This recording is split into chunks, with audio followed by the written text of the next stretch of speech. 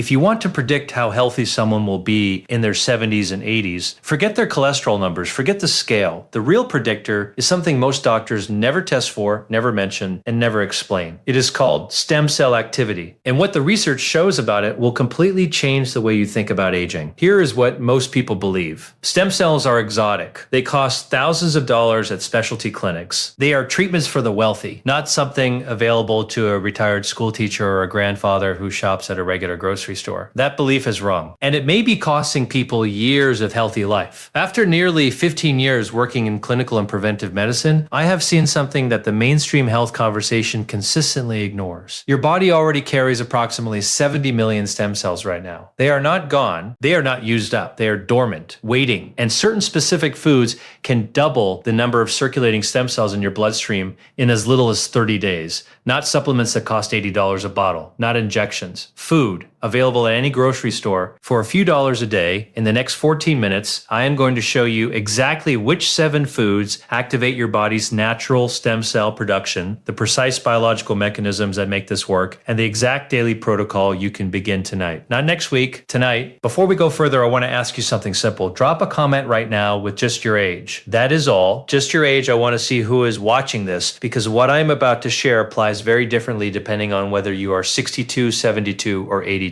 The urgency changes. The protocol adjusts. And if you have been noticing that your energy recovery after physical activity takes longer than it used to, or that you wake up feeling like your body is slower to warm up than it was 10 years ago, add the word slower to your comment. That is an important signal I want to see. Here is what happens in a typical medical appointment for someone in their late 60s. They come in for a routine checkup. The doctor reviews cholesterol, blood pressure, blood sugar. If the numbers fall within accepted ranges, the appointment ends in about 12 minutes. The patient leaves with either a new prescription or reassurance. Nobody checks stem cell mobilization. Nobody measures whether the body's internal maintenance crew is actually showing up to work. 6 months later, that same patient starts noticing things, joint discomfort that lingers longer than it should, mental clarity that feels like it is operating through a slight fog, recovery from a cold that takes 3 weeks instead of 10 days. They go back, more blood work, still within range. It is probably just age. But here is what peer-reviewed research published over the past decade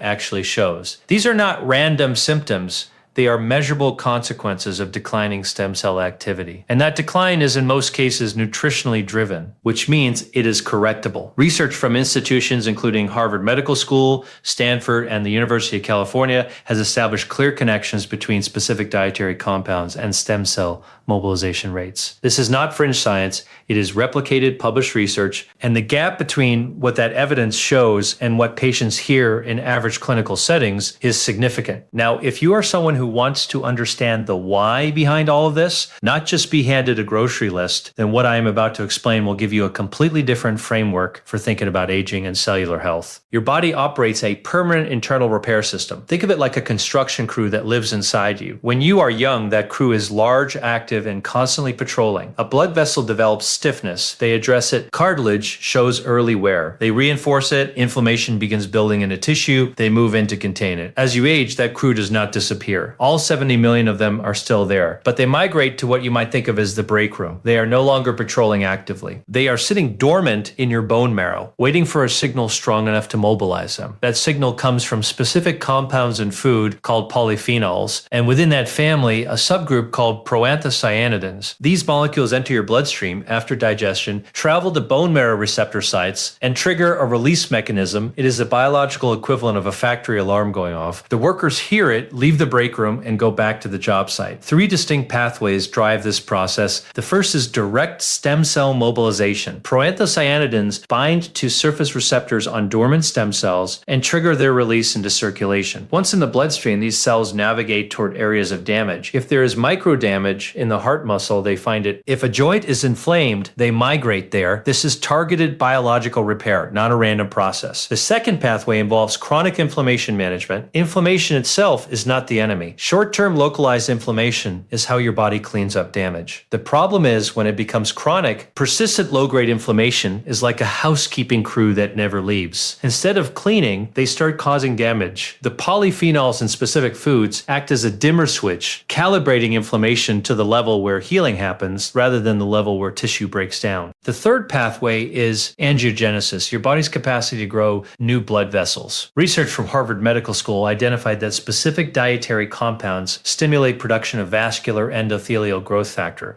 a protein that signals new capillary formation. As capillary networks deteriorate with age, tissues receive less oxygen and less nutrition. Concentrated berry compounds increase new blood vessel formation in aging tissue by up to 40% in controlled studies. These are fundamental biological changes that can be driven or reversed by what you eat consistently. Let us go through the 7 foods, starting at 7 and working toward the most powerful. Number 7 is kiwi. This one surprises almost everyone because kiwi rarely appears on the standard superfood lists. But the research on this small fruit is quietly remarkable. Kiwis carry one of the highest concentrations of vitamin C of any common fruit, and that vitamin C is not just for immune support, it is an essential cofactor in collagen synthesis, which is the structural protein your blood vessels, joints, and connective tissue depend on. Without adequate vitamin C, collagen repair slows. Tissues stiffen, vessels lose elasticity. But the stem cell connection in kiwi comes from something different. Kiwis contain a specific fiber profile that shifts gut microbiome composition with unusual speed.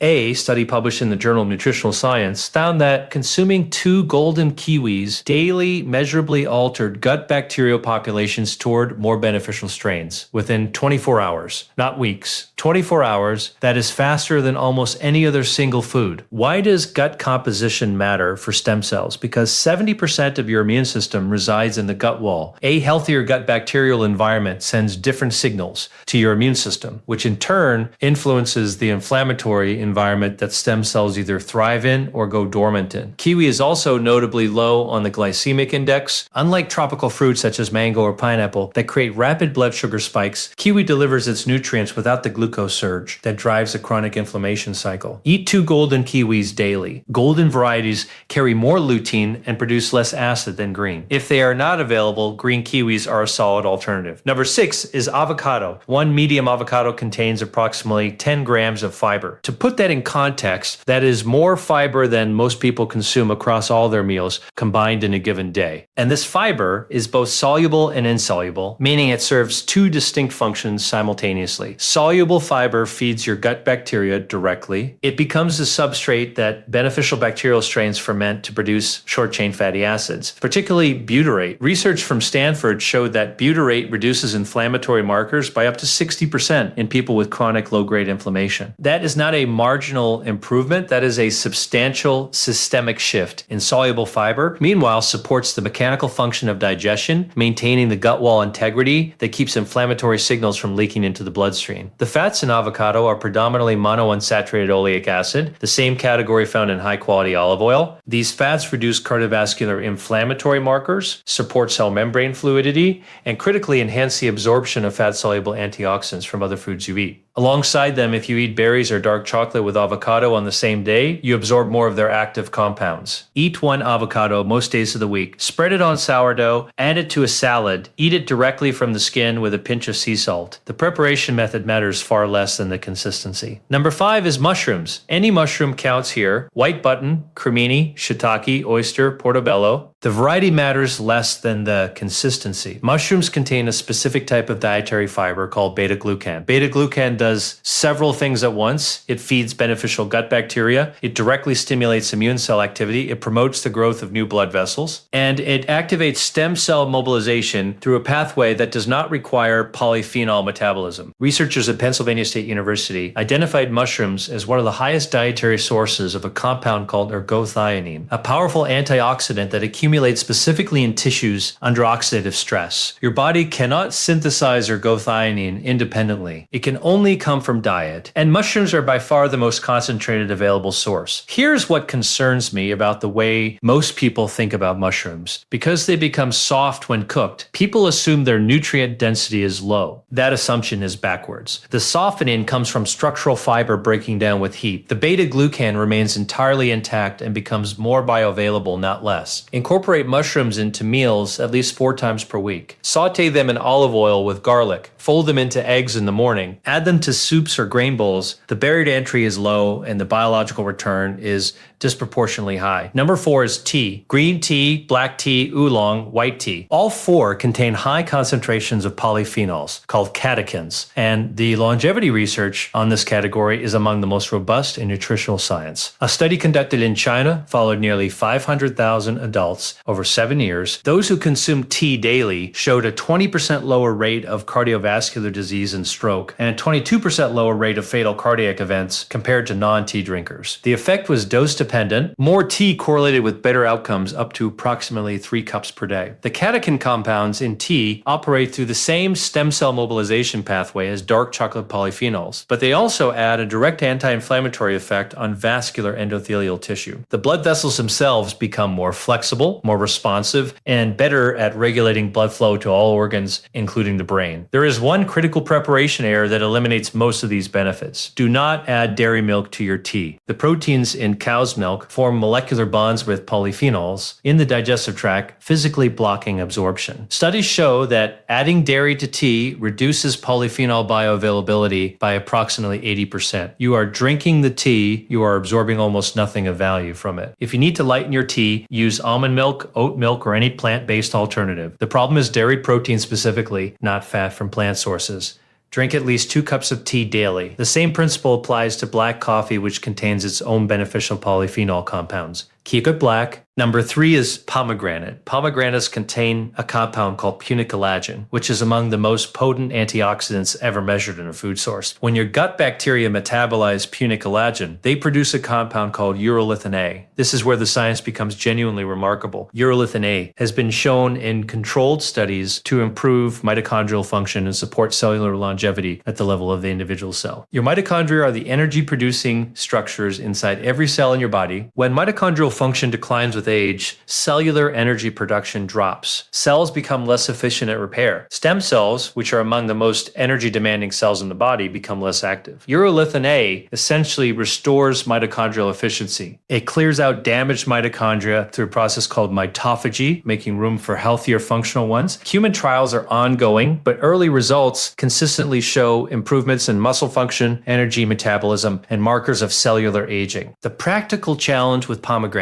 is accessibility. They are seasonal and somewhat labor-intensive to prepare. Pure pomegranate juice with no added sugar is an effective alternative. If neither is practical, look for a standardized pomegranate extract supplement that specifies punicalagin content on the label. Incorporate pomegranate in whatever form is most consistent for you. Consistency is the operative word. Number 2 is mixed berries: blueberries, strawberries, raspberries, blackberries. The mix matters more than the individual berry because different varieties carry different polyphenol profiles. A broader combination delivers a wider spectrum of active compounds hitting multiple biological pathways simultaneously. A team at the University of California studied adults over 60 with metabolic syndrome. Half received a placebo. Half received a polyphenol supplement, equivalent to eating 2 cups of mixed berries daily. After 12 weeks, the berry group showed measurable improvements in insulin sensitivity, arterial flexibility, and cellular aging markers through telomere length measurement, not subjective reports, quantifiable biological changes. A study from the National Institute on Aging followed 2,000 adults over age 70 for 5 years. Participants consuming the equivalent of 2 daily berry servings showed 35% slower cognitive decline compared to the lowest polyphenol intake group. Their physical function scores, including walking speed and grip strength, also remain significantly higher. Here is the mechanism. You eat a cup of blueberries, the anthocyanins survive digestion intact, protected by the fiber matrix of the fruit. They absorb into the bloodstream. Simultaneously, gut bacteria metabolize the anthocyanins and produce butyrate. Stem cell signal goes to bone marrow. Systemic inflammation decreases. 4 distinct biological effects from 1 cup. Frozen performs equally well as fresh. Polyphenol content in frozen berries is often higher because they are harvested at peak ripeness. 1 cup of mixed berries every single day is the baseline commitment. Number 1 is dark chocolate at 70% cacao or higher. I understand that this surprises people, but I want to be clear. This is not permission to eat a candy bar. The product matters enormously. The higher the cacao percentage, the higher the proanthocyanidin concentration, and the lower the sugar content. content. At 70%, you're getting significant polyphenol density. At 85% more, at 100% unsweetened cacao, you are at maximum concentration with zero sugar. This is the food that produced the most striking data in the stem cell research I have reviewed. Researchers studied adults over 60 with established cardiovascular disease, hardened arteries, measurably reduced vascular elasticity. These were not healthy controls.